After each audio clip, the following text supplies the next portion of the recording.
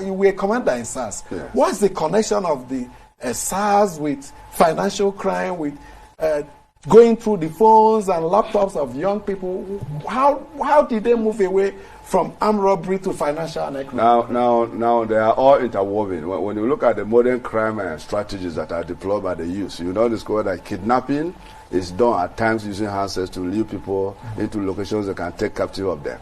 Now, when we also look at robberies, you discover that at times when robberies is committed, the phones are the things that they first take from you so that you can communicate. And when they go, they sell them. You must start a way of getting to where these phones are.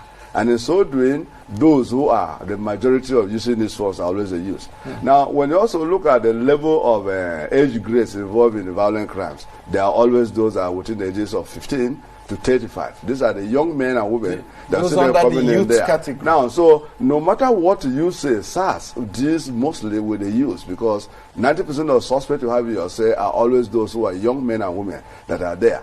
Where I can salute the courage of Nigerians is the resilience. And if you look at the profiling, you discover that Nigerian women are less involved in violent crimes than their counterparts who are of the same age and grades. And even when you do investigations to whatever level, you discover that the link between a suspect today hardly can be linked to another woman that is there. And that is why you hardly can find women who are victims of SARS arrest. Why are they not intimidated also? The way people talk about perhaps it. Nigeria is the only country where police officers go through the phones on the road. No, it's not the only country.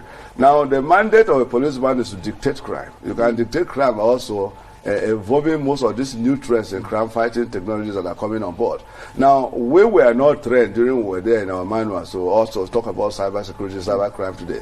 But today, cyber crime has become something very endemic in our society. And this can be done by asking questions or at times examining physically these things you see with these boys. Even when you need an order from a court, a magistrate, to go through someone's phone or laptop. Well, if I stop you on the road and I want to have a look at your phone and I want to see your Facebook, I don't think I'm committing any crime there, because for me, I'm only asking you a simple question. It is your questions, your answers that will lead me to go beyond where I started, because I can't dictate crime by mere seeing you. I can't dictate crime by asking you questions. I see you with a car and I have assessed your age.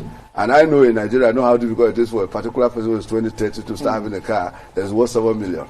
I cannot be, as a policeman, see you there and I fear or assume that something is not wrong with the way you are driving the car, except I am able to ask you a question and I know the background, your family background, where you are working and where you got money to buy this cars from. So, but in the course of doing this, we cannot take it away from this. You see how that can do to many is where SARS began to derail. Oh yes, focusing on those, because they say there's a lot of extortion, people being taken to ATMs and banks and being asked to transfer money. And you talked of going through phone. Is it not illegal to go through someone's phone from a police officer without a court? That is the way I'm investigating. The way I'm only questioning, I don't think there's anything illegal about that.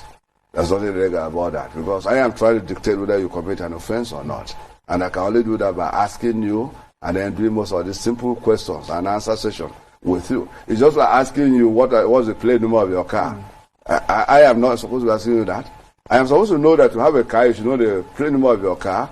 And then, if you ask someone what's the color of your car, most people will not even know the color of the car. Is it possible or voluntary session to go through someone's phone and laptop? It's a voluntary session that starts from somewhere before you can start asking of, okay, let me have access to. So if the citizen says, no, you can't have access to my phone, should it not have ended? Well, it can't end there, because if I have a suspicion that you are not likely to own this particular property you're having in your possession,